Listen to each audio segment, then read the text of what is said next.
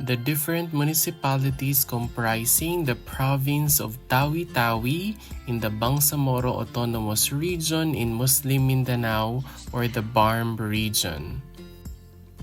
The province of Tawi-tawi has the municipality of Bungao as its provincial center or provincial capital.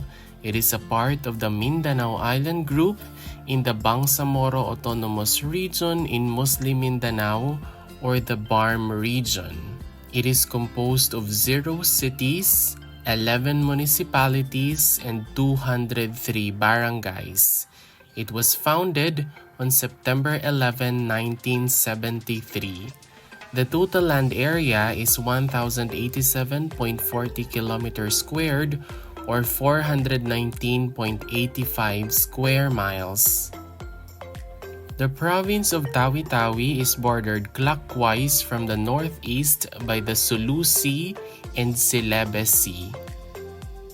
Here are the different municipalities comprising the province of Tawi-tawi in the Bangsamoro Autonomous Region in Muslim Mindanao or the BARMM region. We have the municipality of Bungao, which also serves as the provincial center or provincial capital with 35 barangays.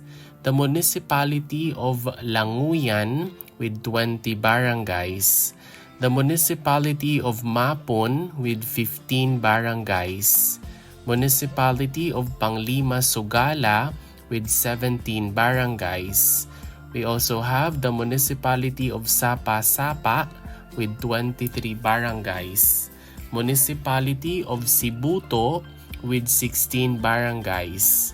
Municipality of Simunol with 15 barangays.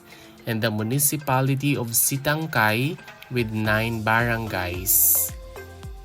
We also have the municipality of South Obian with 31 barangays. Municipality of Tandubas with 20 barangays. And the municipality of Turtle Islands with 2 barangays. And that is all about the different municipalities comprising the province of Tawi-tawi in the Bangsamoro Autonomous Region in Muslim Mindanao or the BARMM region. If you learned something new from this video, please don't forget to click like, leave a comment, and subscribe.